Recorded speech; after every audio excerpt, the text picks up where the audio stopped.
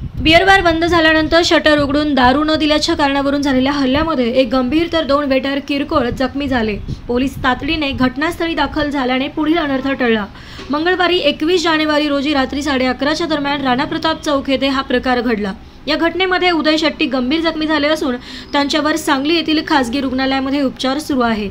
तसेच सुधीर शेट्टी, समित शेट्टी आणि सूरज जाधव किरकोळ जखमी झाले आहेत। मंगळवारी रात्री 11:30च्या दरम्यान सूरज जाधव आणि शुभम दोघे राहणार चांदणी चौक, माधवनगर हे राणा प्रताप चौकातील विश्व भारती हॉटेल समोर आले।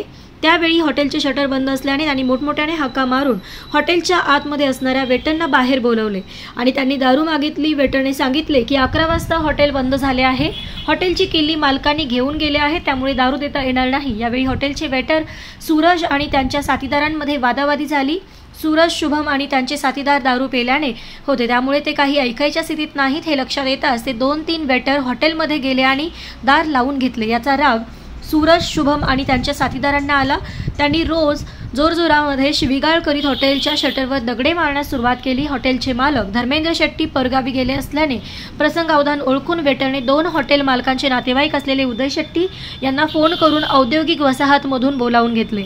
उदय शेट्टी येताच सूरज वगैरे यांनी उदय आणि हॉटेलच्या वेटरवर काठीने हल्ला केला।